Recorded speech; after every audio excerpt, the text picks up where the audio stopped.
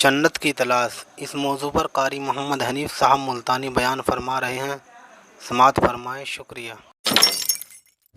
اما بعد فاعوذ باللہ السمیع العلیم من الشیطان الرجیم،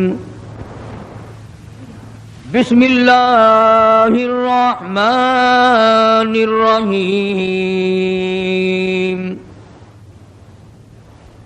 اليوم اکملت لکم دینکم واتممت علیکم نعمتی ورضیت لکم الاسلام دینا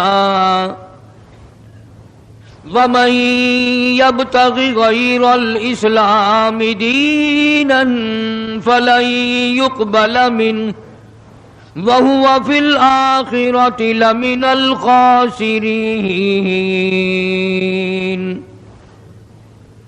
وقال الله تبارك وتعالى إذا جاء نصر الله والفتح ورأيت الناس يدخلون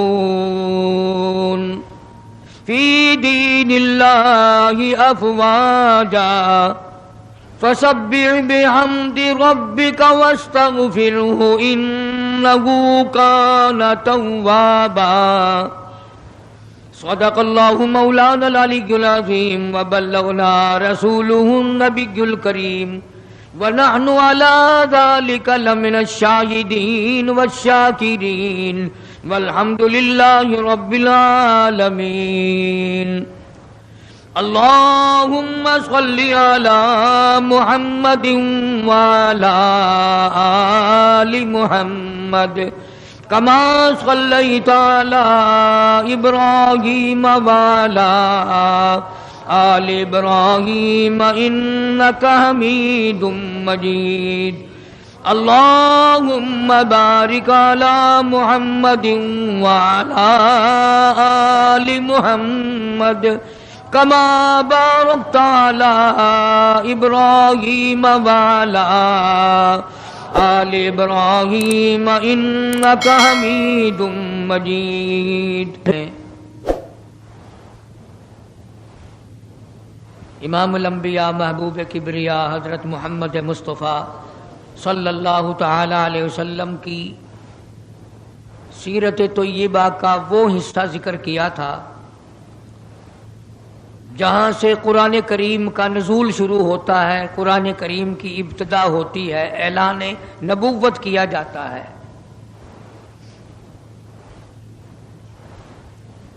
سیرت طیبہ کا موضوع اتنا طویل ہے، اتنا لمبا ہے،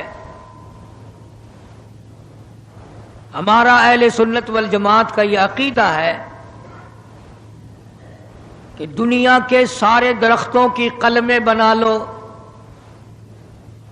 جتنے ندی نالے نہر دریا سمندر ہیں سب کی سیاہی بنا لو، اور جناب رسول کریم صلی اللہ علیہ وسلم کی تعریف اور ثنا لکھنی شروع کر دو۔ ہمارا عقیدہ ہے کہ درخت قلمیں دیتے دیتے ختم ہو جائیں گے، سمندر سیاہی مہیا کرتے ختم ہو جائیں گے، مگر کالی کملی والے کی تعریف کا کوئی حصہ بھی ادا نہ ہو سکے گا۔ اس لیے اللہ پاک جل شانہ نے خود جن کی تعریف فرمائی ہو، جن کا شناخہ خود خدا ہو، اور بندہ کیسے مکمل کر سکتا ہے؟ ہمیں تو سمجھنا ہی آج تک، ورنہ ہر لمحہ ہماری زبان سے کلمہ نکلنا چاہیے، لا الہ الا اللہ محمد الرسول اللہ صلی اللہ علیہ وسلم۔ اٹھتے بیٹھتے چلتے پھرتے ہماری زبان سے کلمہ نکلنا چاہیے۔ اللہ پاک جل شانہ نے اسی طرح سے درود شریف کے لیے بھی بڑے فضائل فرما دیے حضور کریم صلی اللہ علیہ وسلم کی ذات اقدس پہ۔ فرمایا جو ایک مرتبہ درود پاک پڑھے 10 نیکیاں ملتی ہیں، 10 گناہ معاف ہوتے ہیں، 10 درجے بلند کر دیے جاتے ہیں۔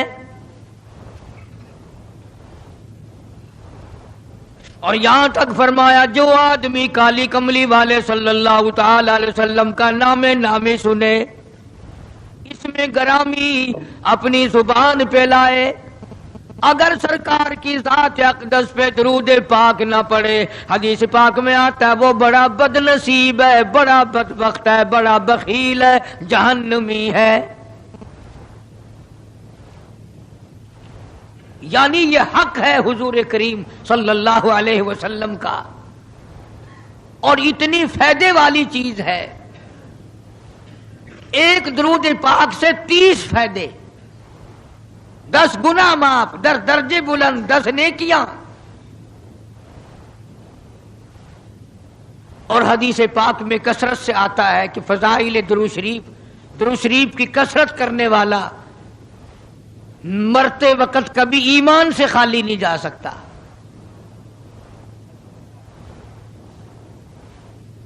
مگر آج ہمیں فرصت نہیں، اس لیے قرآن کریم نے ان چیزوں کا اعلان کر دیا۔ حجۃ الوداع کا زمانہ ہے، کالی کملی والے کا آخری حج ہے۔ جبل رحمت کے نیچے ذرا سی نیچے اتر کر جگہ بنی ہوئی ہے، وہاں پر ایک اونٹنی پہ سوار ہے، ایک ڈاچی پہ سوار ہے، لوگوں کو فرمایا یا ایھا الناس، او لوگو، او انسانوں، او آدمیوں، اللہ اور اس کے رسول کو ماننے والوں، الصلاۃ الصلاۃ، نماز کی پابندی کرنا، بیماری میں بھی پڑھنا، سفر میں بھی نماز پڑھنا، شادی میں بھی نماز ادا کرنا، غمی میں بھی نماز ادا کرنا، سردی میں نماز ادا کرنا، گرمی میں نماز پڑھنا۔ آخری حج ہے، حضور کریم صلی اللہ تعالی علیہ وسلم کا تقریباً آخری وقت ہے۔ فرمایا لوگوں، قرۃ عینی فی الصلاۃ، نماز میری آنکھوں کی ٹھنڈک ہے، جو نماز نہیں پڑھتا میں اس کے لیے قیامت میں شفاعت کرنا میری کوئی ذمہ داری نہیں۔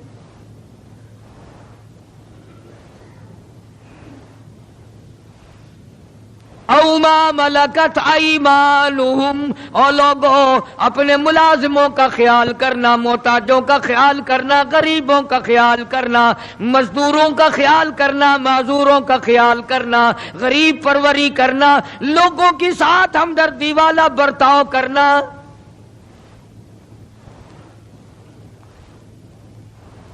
جو کچھ میں تمہیں بتلا رہا ہوں فرمایا یاد کرو، میری بات کو سمجھو۔ حضور کریم صلی اللہ علیہ وسلم نے فرمایا لاکھوں کا مجمع ہے، فرمایا جو میں تمہیں بات کہہ رہا ہوں تمہارے ذمے ہے، جو اس وقت میدان عرفات میں نہیں پہنچ سکے ان تک پہنچا دینا۔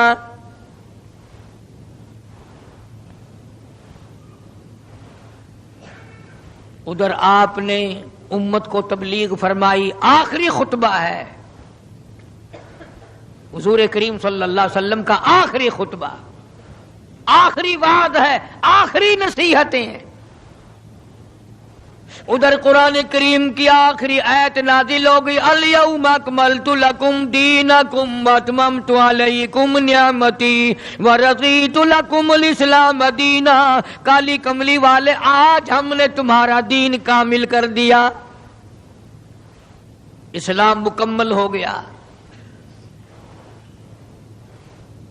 حضور کریم صلی اللہ تعالی علیہ وسلم نے ضروری چیزیں آخری خطبے میں ارشاد فرما دی۔ فرمایا لوگوں اپنی عزت کو بچانا، اپنی عزت کا خیال کرنا۔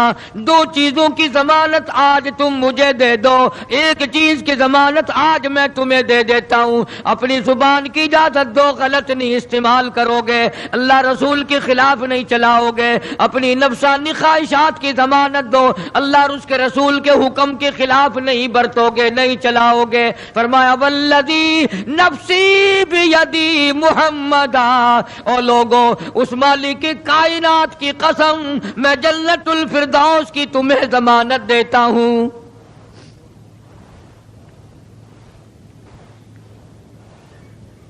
حجۃ الوداع میں خطبہ ارشاد فرما دیا، اس کے بعد منا مزدلفہ تشریف لے آئے، مکہ مکرمہ میں تشریف لے آئے. واپسی مدینے پاک میں ہو رہی ہے، راستے ہی میں طبیعت بگڑ گئی.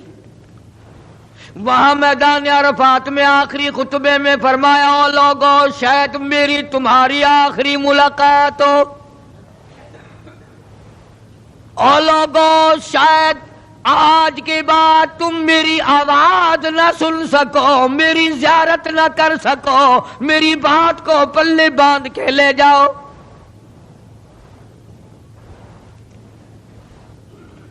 مدینہ طیبہ میں پہنچ گئے. راستے میں جو طبیعت بگڑی اور مزید خراب ہوتی چلی گئی، زیادہ پریشانی بڑھتی چلی گئی، یہاں تک کہ مدینہ پاک میں تشریف لے گئے تو مرض شدت اختیار کر گیا. جناب ابو ہریرہ رضی اللہ تعالیٰ عنہ نے دیکھ کر عرض کر دیا، میرے آقا بڑی کمزوری آ گئی، بڑی ضعیفی آ گئی، بڑی ناتوانی سی آ گئی، بڑے آپ کمزور ہو گئے، بہت زیادہ ضعیفی چہرے سے ظاہر ہونے لگی. فرمایا ابو ہریرہ موت قریب ہے، موت قریب ہے، زندگی دور ہوتی چلی جا رہی ہے. اور تجھے کیا بتلاؤں، جب قرآن کریم کی ان صورتوں کی تلاوت کرتا ہوں جن میں قیامت کا ذکر ہے، میرا سانس رک جاتا ہے، میرا سانس بگڑ جاتا ہے. ابو ہریرہ رضی اللہ تعالیٰ عنہ فرماتے ہیں میری آنکھ کھل گئی، پچھلی رات تھی، میں دربار رسالت میں چلا گیا، میں نے جا کے دیکھا حضور نے نماز کی نیت باندھی ہوئی ہے صلی اللہ علیہ وسلم. میں نے بھی ساتھ کھڑے ہو کر نیت باندھ لی. سورہ بقرہ 2.5 سپارے کی پوری سورت ہے. ابو ہریرہ کہتے ہیں پہلا سپارہ ختم ہو گیا، دوسرا سپارہ ختم ہو گیا. میں نے اندازہ لگایا کہ چلو سورت ختم کر کے تو رکوع فرمائیں گے. آل عمران شروع فرما دی، وہ 1.25 پارے کی ایک سورت ہے. پھر میں نے اندازہ لگایا کہ چلو اس سورت کے ختم ہونے پہ تو رکوع فرمائیں گے. سورت نساء شروع فرما دی. 5.25 پارے پڑھنے کے بعد جب رکوع فرمایا،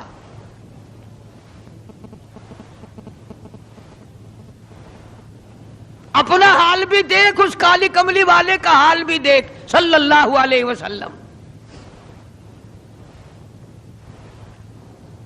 ابو ہریرہ کہتے ہیں جب قرآن مجید کی تلاوت ہو رہی تھی، میں پاس کھڑا ہوا تھا نماز میں، حضور کے سینے سے، آپ کے چھاتی سے مجھے یوں سانس پھولنے کی آواز آئی جیسے ہنڈی پکتی ہوئی کھولتی ہے. سانس پھول گیا. قرآن کریم کی تلاوت کرتے کرتے طبیعت متاثر ہو رہی ہے. اس قسم کی نماز پڑھتے تھے ہمارے آقا حضرت محمد الرسول اللہ صلی اللہ علیہ وسلم. آج امت کی نمازیں اور اپنی نمازیں اور میری نمازیں تمہارے سامنے ہیں.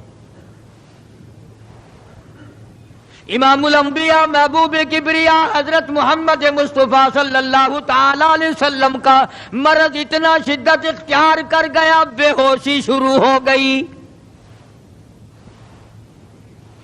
کبھی ہوش آ جاتا ہے، کبھی پھر بے ہوشی طاری ہو جاتی ہے.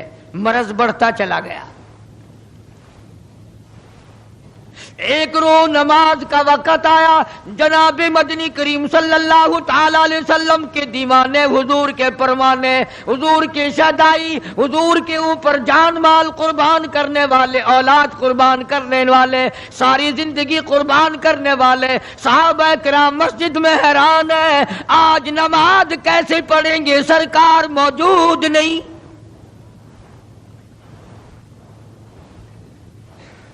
جناب عائشہ صدیقہ رضی اللہ تعالی عنہا نے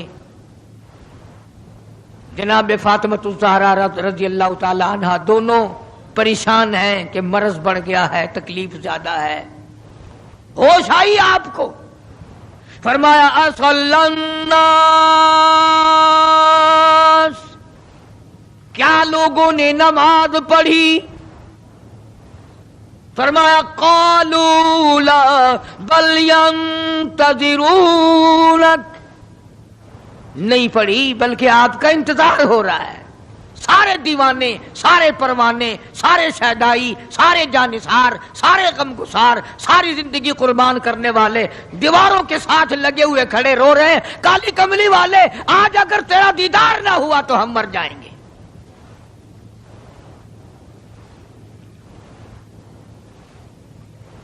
فرمایا مری ابا بکر ان یصلی الناس،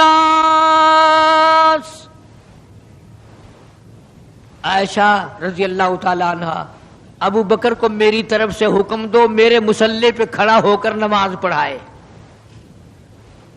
میرے مصلی پہ کھڑے ہو کر نماز پڑھائے۔ حضرت عائشہ رضی اللہ تعالی عنہ نے عرض کر دیا، میرے آقا میرا ابا تو کئی دن سے روتا پھرتا ہے، کئی دن سے رو رہا ہے۔ اذا جاء نصر اللہ کی صورت جب نازل ہوئی تو سارے صحابہ نے خوشی منائی، سارے مدینے نے خوشی منائی۔ اذا جاء نصر اللہ والفتح، اللہ کی حمایت آئے گی، نصرت آئے گی، تائید آئے گی، فتح آئے گی۔ ورأیت الناس یدخلون فی دین اللہ افواجا، تم دیکھو گے کہ فوج کی فوج اسلام میں داخل ہو رہی ہیں، لشکر کے لشکر اسلام میں داخل ہو رہے ہیں۔ ساری بات خوشی کی ہے۔ فسبح بحمد ربک، اور آپ میری تسبیح بیان کریں۔ بس یہ آیت سن کر ابو بکر کی چیخ نکل گئی۔ سارا مدینہ خوشیاں منا رہا ہے، سارا مدینہ خوشیوں میں ہے، سارے صحابہ خوشیاں منا رہے ہیں، عام لشکر اسلام میں داخل ہوں گے، ساری فوجی اسلام میں داخل ہو جائیں گی، لیکن ابو بکر صدیق کو لوگوں نے دیکھا اس کونے میں بیٹھا روتا ہے، گھر میں بیٹھا ہوا رو رہا ہے۔ اس نے پوچھا صدیق رضی اللہ تعالیٰ عنہ، سارے تو خوشیاں منا رہے ہیں، تو رو رہا ہے، تجھے کیا تکلیف پہنچی ہے؟ اذا جاء نصر اللہ کی سورت کے نزول کا پتہ نہیں چلا؟ جناب ابو بکر رضی اللہ تعالیٰ عنہ جو نبوت کا راز جانتے ہیں، مزاج شناس نبوت کے، سب سے پہلا رفیق، سب سے پہلا ساتھی ابو بکر صدیق رضی اللہ تعالیٰ عنہ ہے۔ روتے روتے فرمانے لگے، آؤ مدینے والوں، یار کی جدائی کا وقت آ گیا۔ حضور کریم صلی اللہ علیہ وسلم کی روانگی کا وقت آ گیا۔ انہوں نے کہا تجھے کیسے پتا چلا؟ کہ دیکھتے نہیں ہو قرآن میں کیا؟ فسبح بحمد ربک، آپ میری تسبیح بیان کریں، مطلب یہ کہ آپ میرے یہاں آ جائیں۔ سب سے زیادہ صدیق اکبر نے قرآن کریم کو سمجھا۔ تو حضرت عائشہ رضی اللہ تعالیٰ عنہ نے عرض کیا، کالی کملی والے وہ تو پہلے ہی روتے پھرتے میرے ابا، تو کسی اور کو حکم دو۔ فرمایا عائشہ امت میں تیرے باپ جیسا نظر کوئی نہیں آتا، ساری امت میں تیرے باپ جیسا نظر کوئی نہیں آتا۔ صدیق اکبر رضی اللہ تعالیٰ عنہ کو حکم مل گیا، صحابہ نے مصلی پہ کھڑا کر دیا، نماز ہو رہی ہے۔ اللہ اکبر، ایک تھوڑا سا نقطہ باریک سا ہے، اگر توجہ کرو گے تو مزہ آئے گا۔ ادھر حکم دے دیا نماز پڑھانے کا، ادھر نماز شروع ہو گئی۔ ایک تو یہ بات تھی نا کہ حکم دیا، نماز ہو گئی، پوری ہو جائے گی، وہ پڑھا دیں گے، اور ایک یہ ہے کہ میں خود نماز پڑھاتا ابو بکر کو دیکھوں، صرف پڑھاتا نہ دیکھوں، میں بھی صدیق کے پیچھے نماز پڑھوں، کل لوگ کوئی اعتراض نہ کریں۔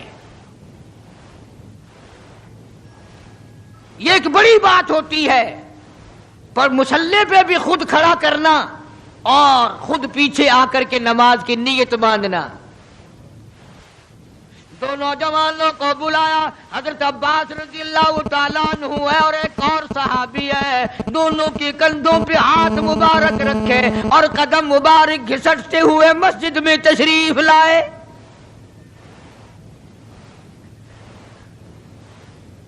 آپ اور میں تو تھوڑی سی تکلیف ہو جائے، سب سے پہلا نزلہ نماز پہ پڑتا ہے، کھانا اچھا ہو جائے گا، ڈاکٹروں کا خرچ بڑھ جائے گا، اور گھر والوں کا دھیان بڑھ جائے گا، فکر بڑھ جائے گا، لیکن مرنے والا، بیمار پڑنے والا جو ہے نماز سے بے فکر، سب سے پہلے مسلمان نماز چھوڑتا ہے۔ اور میری بات لکھ کے لے جاؤ، لاکھوں کروڑوں میں سے 2-4 نمازی مرتے ہیں، بڑا خوش نصیب ہے وہ آدمی کہ دم نکل جائے پر نماز ایک بھی قضا نہ ہو، آخری وقت تک جس کی نماز قضا نہ ہو۔ حضور کریم صلی اللہ تعالی علیہ وسلم نے پیچھے آ کر کے نیت باندھ لی۔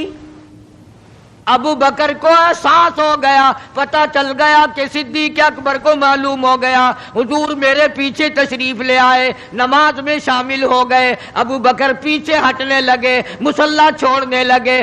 آپ نے فرمایا الزم مکانک، ٹھہرا رو وہیں جہاں میں نے تجھے کھڑا کر دیا۔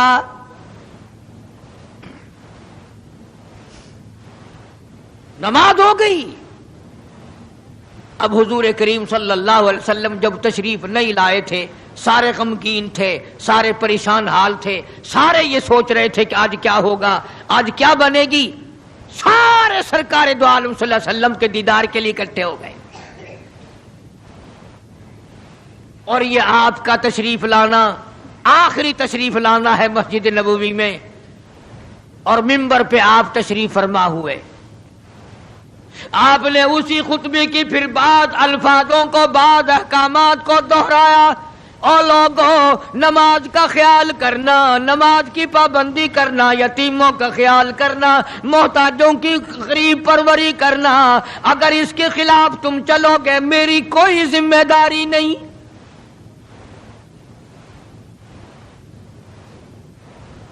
بیماری کی کیفیت کو دیکھ کر، چہرے کی کیفیت کو دیکھ کر صحابہ کرام رو رہے ہیں، سب کا دل اندر سے یہ کہتا ہے شاید آج آخری دیدار ہے، شاید آج آخری ملاقات ہے۔ ادھر خود اعلان فرما دیا، فرمایا لوگوں میری تمہاری شاید آخری ملاقات ہو، آج کی بعد زیارت نہ کر سکو گے، میری بات سن لو، میری بات اپنے دل میں لکھ لو، کلمہ قرآن کو اپنے ساتھ رکھنا، میں یہ قرآن کریم تمہارے سپرد امانت کے طور پہ کر رہا ہوں، کل قیامت میں تم سے واپس لے لوں گا۔ سارے صحابہ چاروں طرف سے اکٹھے ہیں، مجمع بنا ہوا ہے۔ ادھر منبر پہ تشریف فرمائے، خود ہی فرمانے لگی الوداع الوداع اے دوستو، اب جلد اتر جائیں گے ہم، الوداع اے دوستو اب جلد اتر جائیں گے ہم، اور پھر کبھی اس دنیا کمینی میں نہیں آئیں گے ہم۔ میرا آخری وقت ہے، میری تمہاری آخری ملاقات ہے، میری بات یاد کر لو۔ سارے دیوانے حیران ہو گئے، اور بھی پریشانی بڑھ گئی، لوگ قریب آ گیا بچھڑنے کا معاملہ۔ ہم نے اولاد کو قیمہ بنتا دیکھا، پرواہ نہ کی، ہمارے بچوں کو ظالموں نے نیزے کی نوک پہ لٹکا دیا، پرواہ نہ کی، وطن چھڑا دیا، پرواہ نہ کی، 8 دن پانی کی بوند نہ ملی، پرواہ نہ کی، مہینوں مہینوں روٹی کا ٹکڑا نہ دیکھا، پرواہ نہ کی، کوئی پرواہ نہیں کی۔ آج یہ کیا سلسلہ شروع ہوا؟ سارے صحابہ کرام بھی رونے لگے اور کہتے ہیں کس طرح سے کیوں کر، کس طرح سے کیوں کر دل لگائیں گے ہم، اور اس جیسی مبارک شکل کہاں سے لائیں گے ہم، کس طرح جئیں گے، کس طرح گزارا کریں گے؟ آقا ہم نے تو بھوک بجھائی، پیاس بجھائی، سب کچھ تجھ پہ قربان کر دیا تھا۔ حجرہ عائشہ میں تشریف لے گئے، پھر بے ہوشی طاری ہے۔ اللہ غنی عائشہ صدیقہ تیرا کتنا اونچا کمال پروردگار نے کر دیا، کتنا اونچا تیرا نام کر دیا.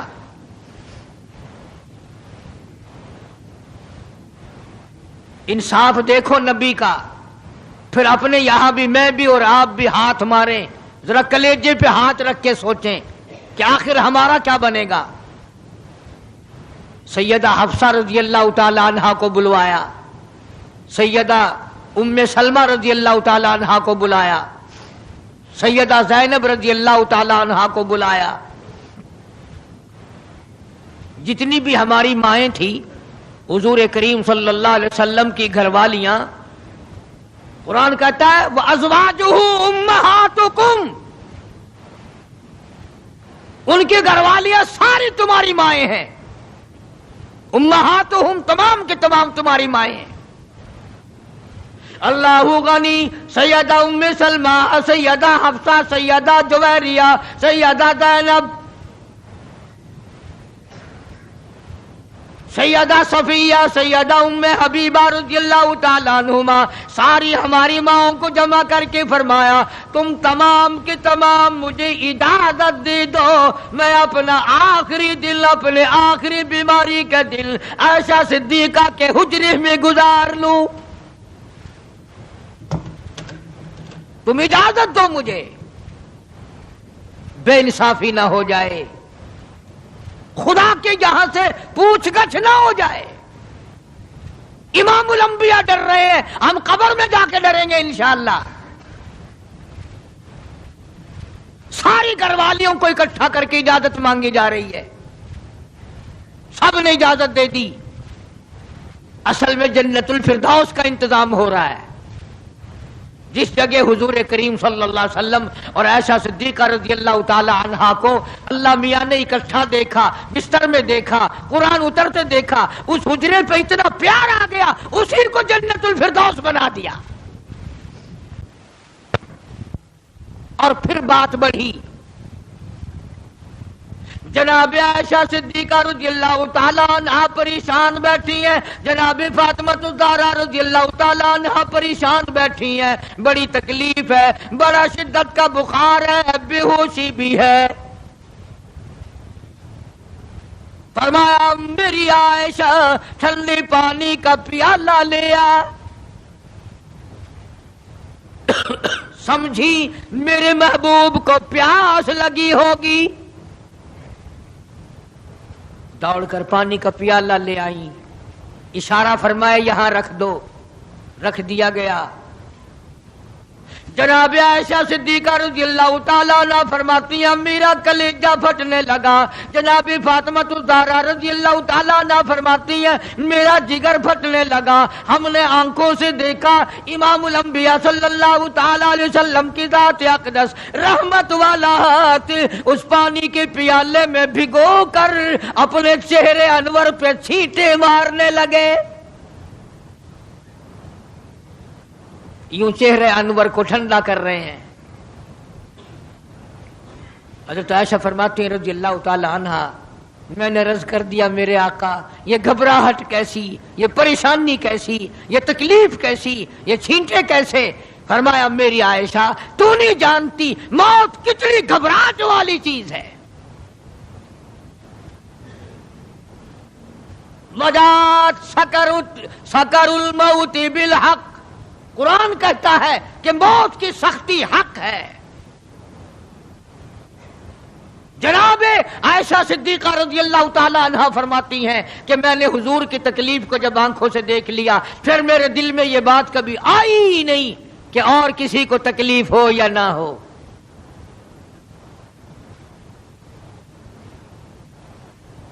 اور مقدر کی بازی ہے ساری. اللہ پاک جس کی تقدیر اس طرح سے بنا دے، کون ہے پیچھے ہٹانے والا؟ بالکل آخری وقت ہے. فرمایا عائشہ مسواک لا کے دے. مسواک لا کے دی گئی. فرمایا اپنے منہ میں چبا کے دے، اپنے منہ میں چبا کے دے، نرم کر کے دے. حضرت عائشہ صدیقہ رضی اللہ تعالی عنہا نے چبا دی، نرم کر دی اپنے منہ میں چبا کر. توجہ کرنا، یہ نہیں فرمایا کہ اسے اب دھو کے دے، حضرت عائشہ نے جو اپنے منہ میں مسواک چبائی تھی، کالی کملی والے نے اس مسواک کو یوں ہی اپنے منہ مبارک میں پھیر لیا، ثابت یہ کر دیا لوگو عائشہ کو کچھ نہ کہنا، مجھے اتنی پیاری ہے، مجھے اتنی پیاری لگتی ہے کہ میں آخری وقت میں عائشہ کا لعاب اپنے منہ میں لے کے چلاؤں۔ آج لوگ 4 ورقے تاریخ کی کتاب کے پڑھ کر صحابہ کرام کے فیصلے شروع کر دیتے ہیں، اپنے ایمان کو بچاؤ۔ خبردار نبی کے گھر والوں کے بارے میں کبھی غلط خیال نہ کرنا۔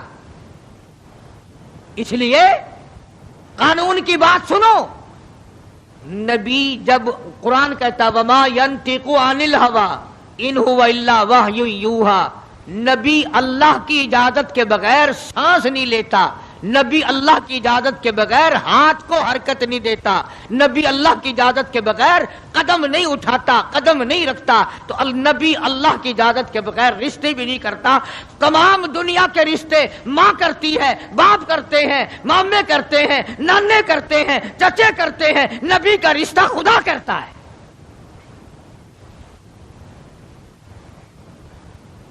اللہ کی اجازت کے بغیر نبی کا کوئی رشتہ نہیں ہوتا۔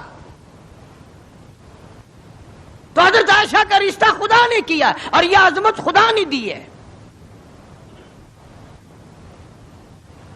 کہ آخری مرتبہ مسواک چبا کر کے دینا، ورنہ حضور کریم صلی اللہ علیہ وسلم کی بیٹی بھی تو یہیں پر موجود تھی۔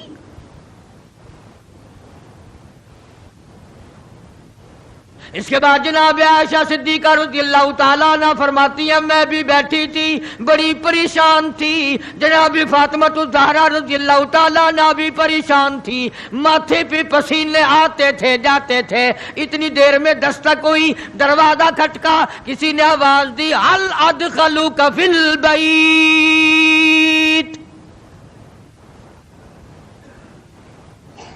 کیا مجھے گھر میں آنے کی اجازت ہے؟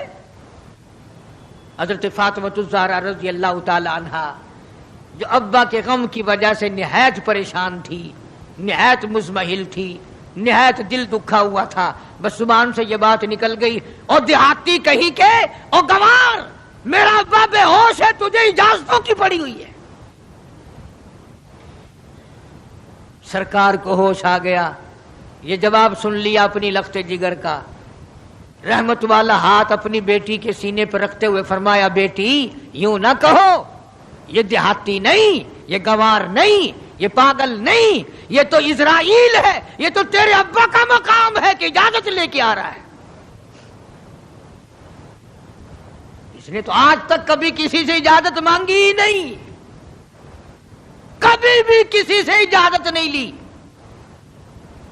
یہ اکرام ہے محمد مصطفیٰ صلی اللہ تعالی علیہ وسلم کا۔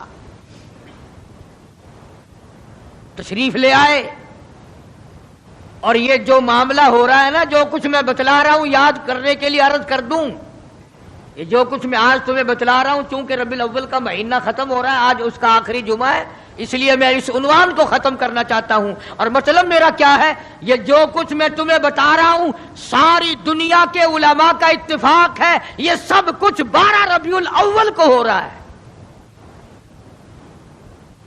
یہ اسرائیل کا آنا اور یہ بیماری اور یہ پریشانی اور یہ پسینے اور یہ حضرت عائشہ کا مسواک کو چبا کر کے دینا اور فاطمہ الزہرا کو پریشان ہونا، یہ 12 ربیع الاول کو ہو رہا ہے سب کچھ۔ جس دن تو ڈھول بجاتا ہے، جس دن تو نے 1400 سال کے بعد ناچنے کا پروگرام بنایا ہوا ہے، تیرے بیٹے کا آخری وقت ہو، برابر والا ڈھول بجا کے دکھائے، تیرے کلیجے پہ چوٹ لگے گی، او ظالم میرا کیا حال ہے، اور تم نے یہ کیا شروع کیا ہے؟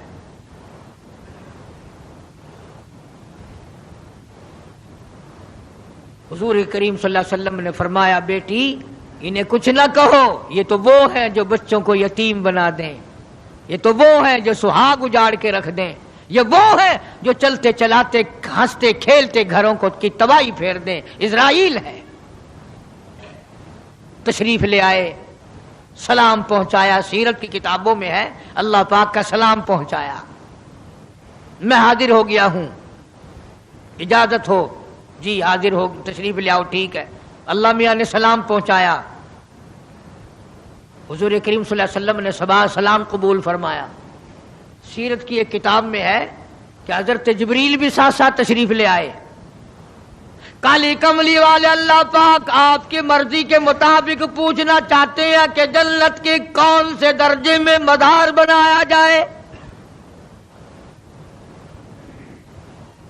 فرمایا جبریل تم میرا مزار جنت میں بنا دو گے، میرا بلال کہاں جائے گا؟ میرا سہیل کہاں جائے گا؟ میرا سلمان فارسی کہاں جائے گا؟ اور جن کے چمڑے ادھیڑ دیے گئے، جن کی آنکھیں نکال دی گئی، جن کو انگاروں پہ ساڑا جلایا گیا، جن کی پسلیاں توڑ دی گئی، وہ کہاں جائیں گے؟ یہاں بناؤ مدینے میں۔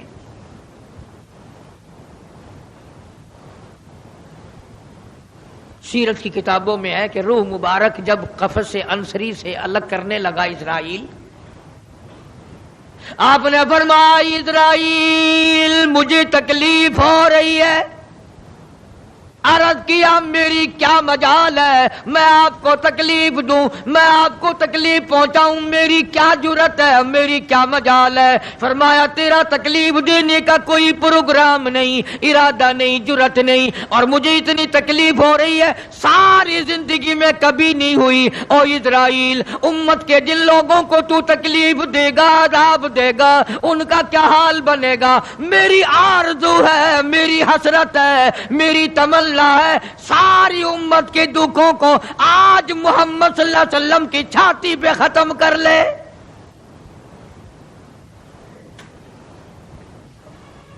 جو تکلیف تو نے ساری امت کو دینی ہے وہ آج میرے اوپر ختم کر لے۔ ان کی وفا دیکھ اور اپنی جفا دیکھ، وہ کس وقت میں تجھے یاد کر رہے ہیں جبکہ روح مبارک جسم سے الگ ہو رہی ہے۔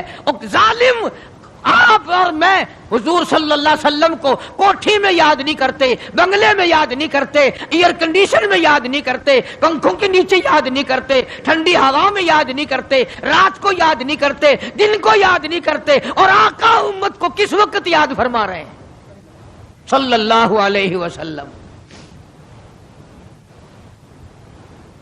ان کی وفا دیکھ، اپنی جفا دیکھ۔ تو سرکار کو شادی میں یاد نہیں کرتا کہ میرے نبی کا شادی کے موقع پہ کیا حکم ہے۔ کاروبار کرتے حضور کو یاد نہیں کرتا۔ کون سا وقت ہوگا ہمارے سنبھلنے کا؟ جناب فاطمۃ الزہرا رضی اللہ تعالی عنہا کہتی ہیں مجھے بڑا رنج پہنچا، اور ساری کتابوں میں ہے حدیث کی، تفسیر کی، سیرت کی۔ جناب فاطمۃ الزہرا رضی اللہ تعالی عنہا حضور کریم صلی اللہ علیہ وسلم کے وصال کے بعد 6 مہینے زندہ رہیں۔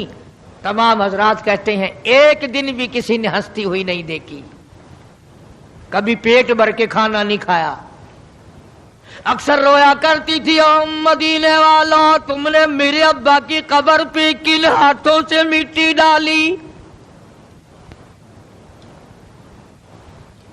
اور امت کے ساتھ اور سلوک روا رکھنے والی، محبت والی بات ایک اور چیز لکھی سیرت کی کتابوں میں، فرماتے ہیں کہ جب آپ کو حضرت عائشہ فرماتی ہیں کہ آواز پست ہو گئی، بالکل آواز نکلنی بند ہو گئی، سانس ختم ہو رہا تھا۔ توجہ گئی، سانس ختم ہو رہے تھے، آواز بالکل پست ہو رہی تھی۔ حضرت عائشہ فرماتی ہیں کہ لب حرکت کرتے تھے، لب مبارک حرکت کرتے تھے۔ حضرت عائشہ فرماتی ہیں کہ میں نے یوں کان لگا دیا لبوں کے قریب کہ کیا فرما رہے ہیں۔ فرماتی ہے یہ کی آواز تھی ربی حبلی امتی، مولا میری امت کو معاف کر دے، مولا میری امت کو معاف کر دے۔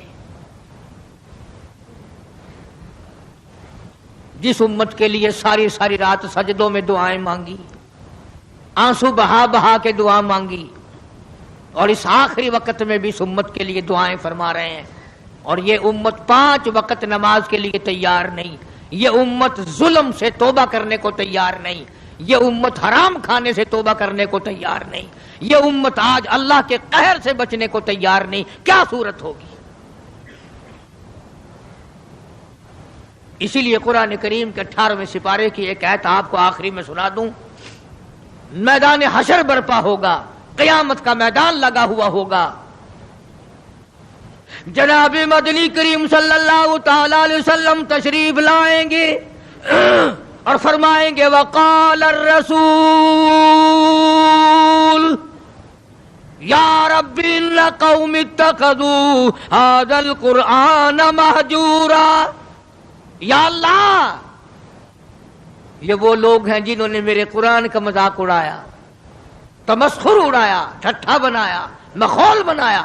وَكَذَلِكَ جَعَلْنَا لِكُلِّ نَبِيٍّ عَدُوًّا مِّنَ الْمُجْرِمِينَ، یہ میرے دشمن ہیں جیسے پہلے نبیوں کے دشمن ہوا کرتے تھے، جلال میں ہوں گے، غصے میں ہوں گے۔ محمد عربی صلی اللہ علیہ وسلم جب فرشتے خبردار کریں گے کالی کملی والے تیرے بعد انہوں نے بڑی بدعت پھیلائی، تیری سنتوں کو مٹایا اور بدعت پھیلائی، تیری سنتوں کو ختم کیا اور رواج نئے نئے چلائے، شرک کیا، بدعت کیے، کفر کمایا۔ آج ہم یہ نہیں سوچ پاتے